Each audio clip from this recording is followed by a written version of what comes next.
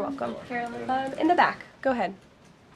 Yeah, two questions on the economy. So first, we've had small businesses tell us that it's not foreign exporters who are eating the tariffs, it's them. And they've held off on raising prices, but soon they're going to have to raise prices. What is the White House's message to them? The White House's message to our small business owners across the country is you have never had a better ally or friend or supporter in this White House than President Donald Trump, who is a businessman himself, who understands your concerns, and who wants to restore wealth back to our country through the powerful use of tariffs. And that's what he's focused on doing, while simultaneously driving down costs. You have to remember, we are 6 months into this administration, and we had a president who had no business experience, had no idea what he was doing, and who funneled billions of wasteful spending dollars into our economy, which created the worst inflation crisis in a generation. Now this president is focused on tackling inflation, deregulating, cutting costs, cutting red tape to make it easier for small business owners to thrive.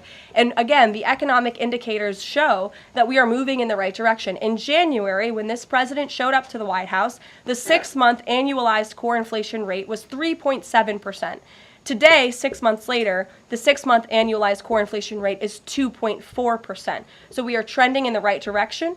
Moving forward, since President Trump took office, for another 6 months, inflation will be tracking at 1.9% at this trajectory. You look at grocery prices, they fell, energy prices fell, fuel oil fell, ship fares fell, propane fell, butter, margarine, eggs, non-prescription drugs. You go through the list of items that are falling. And then I would also point to that report this morning showing that small business optimism has reached a 5-month high. So look, we inherited an economic mess from the previous administration, but this administration is focused on fixing it every day. And part of that is signing the largest tax cuts into law to put more money back into the pockets of these small business owners.